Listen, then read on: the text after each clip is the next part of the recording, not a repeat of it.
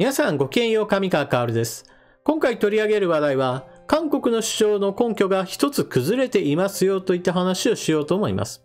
一体何の話かといえば、従軍慰安婦問題についてです。韓国側の主張というのは、日本軍が10万人、20万人といったレベルで、大勢の女性たちを強制的に戦場へと送り込んだんだといったことを主張し、それに基づいて教育も行い、そして日本政府に対しての永遠の謝罪と賠償を求めています。その彼らの主張の根拠の一つとなっているのが、日本の報道機関朝日新聞の捏造記事です。私が今なぜ捏造記事だと言えるかといえば、それは朝日新聞自身がもうそれは間違っていましたよということを認めているからです。しかし、その記事を書いた本人である上村隆氏は未だにその事実を認めず、私は間違ったことは言っていないという主張を現在でも繰り広げています。そのため、記事が捏造であるという指摘をした側に対しては、裁判を起こして何とか黙らせようとしているのが現状です。しかし、記事を掲載した朝日新聞ですら現在ではその記事を誤りを認めているような状態ですから、上村隆氏の起こしている裁判というのは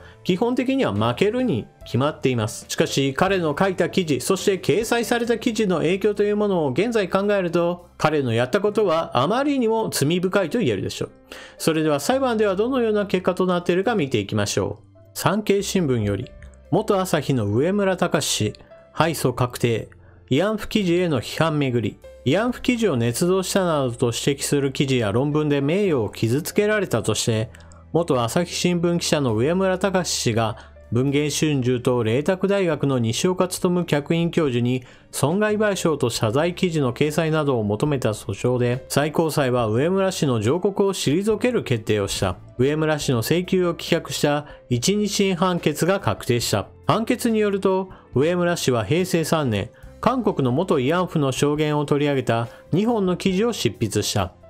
西岡氏は捏造と指摘する論文を発表し、週刊文春も26年、西岡氏の発言を取り上げて報じた。一審東京地裁判決は、上村氏が取材で、女性が騙されて従軍慰安婦になったと聞きながら、日本軍により戦場に連行され、慰安婦にさせられたと報じたと認定。意図的に事実と異なる記事を書いたと認められ、西岡氏の論文の記述は重要な部分について真実性の証明があると指摘した。論文や週刊誌報道には公益を図る目的があったとして賠償責任を否定した。二審東京高裁判決も支持した。まず最初に産経新聞の記事を紹介したわけですが、では捏造記事を発表した朝日新聞がこの裁判についてどう報じているかも見ていきましょう。慰安婦報道訴訟、元朝日記者の敗訴確定。韓国人元慰安婦の証言を書いた1991年の朝日新聞記事を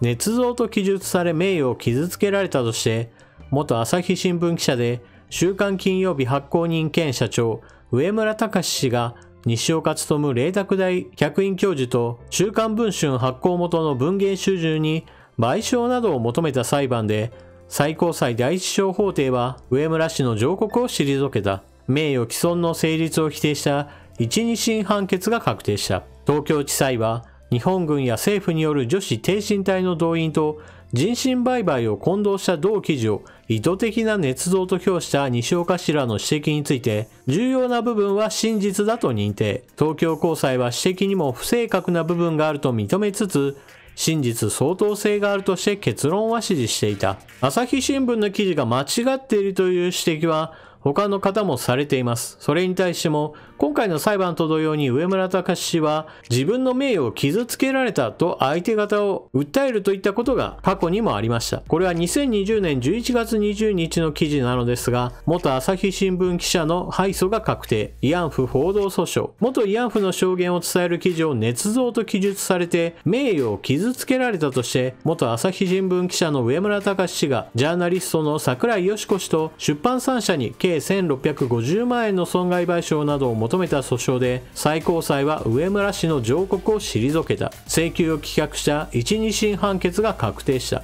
こちらの記事にもあるように、朝日新聞の記事が間違っていますよと指摘した側が勝訴し、そして記事を捏造していた上村隆氏が敗訴するといったことになっています。まず最初に、朝日新聞の元記者上村隆氏が裁判に負けていますよということについては、産経新聞と朝日新聞両方用意しましたが、一応朝日新聞も報じるようにはなっています。というのも、現在の朝日新聞の立ち位置というのは、一応は捏造記事であったということは、おおむね認めた状態ですから、元記者の上村隆氏が敗訴したことについても、別に無視はせず記事にはするのです。とはいえ、朝日新聞のやっていることといえば、そのような本当に小さな扱いで、問題の訂正には全く力を入れていないのは明らかです。朝日新聞の捏造した記事をもとにして、韓国側が自分たちの発言の根拠としている、日本軍に連れ去られた女性たちが何十万人もいて、それらの人々が性のはけ口にされたのだといったような主張というものを延々と繰り返し、それを国家の教育方針の一つにも組み込み、多くの人々に日本人や日本文化に対する差別意識を植え付けている。このような元凶の一つとなっていることに対する朝日新聞の贖罪というのは明らかに足りません。それこそ韓国のやっていることが間違っているということを定期的に継続的に、そして大々的に何度となく発信すべきところを、現在の朝日新聞というのはそのような過去の反省に基づいた訂正活動というものを全くしていないと言っていいようでしょう。そして今回の裁判で負けた上村隆氏は、それこそジャーナリストの櫻井よし子氏との裁判においても負けていますが、基本的には彼の記事というものは公には全く間違っていますよということが認められた状態です。にもかかわらず彼は現在なお自分の主張は全く間違っていないということを言い続けています。それというのも彼自身がそう主張することそれ自体がいわば政経の柱となっている部分がありますし、また彼の妻などは日本政府に対してこのような問題に対する謝罪や賠償を求める利害関係者であることが現在では分かっています。そのような背景もあって彼としては自分の主張は間違っていないんだと言い続けることによって、それこそ彼自身が生きていく糧となっているのです。またこうした活動を通して上村隆氏は韓国側の報道機関からは高く評価され、報道に関連する賞を受賞したり、また韓国側での奉仕活動なども非常に積極的に行っているそうです。このように韓国側の主張の根拠となっている部分について日本側ではもう間違っていますよということが認められた状態にもかかわらず、韓国側はもう義書に基づいた歴史創作というものが固定化された状態で、これを覆そうとすると歴史修正主義者だといったような批判を加えて、自分たちが間違っていないと主張するような非常に厄介なことになっています。そのためここ最近ではハーバード大学のラムザイヤー教授が当時の状況などを考えると売春が合法な時代であり、その当時の女性を集めていた業者そのものに大きな問題があったことなども指摘されています。このような主張に対して韓国側はありとあらゆる罵詈雑言を浴びせ、そしてなんとかそのような論文を取り下げようとネガティブキャンペーンを大々的に張っているようなことをしています。このような韓国側の動きを見ていて日本側に足りないのは、明らかにこれらの動きを上回るようにして韓国側のやっていることが全く間違っていますよという宣伝活動を継続的に行うことです。韓国側ではこうした従軍慰安婦というのを一つのビジネスとして捉えて行っている人たちがたくさんいます。その中においてはお金を集めて私腹を肥やすだけではなく国会議員になった人物などもいます。このような事例を考えれば、韓国側のやっていることが10年、20年、30年、40年といった非常に長い単位で日本を貶めることに生涯を捧げる人々がいるというのであれば、日本側も同じようにして韓国側のやっていることが不当な行為であることを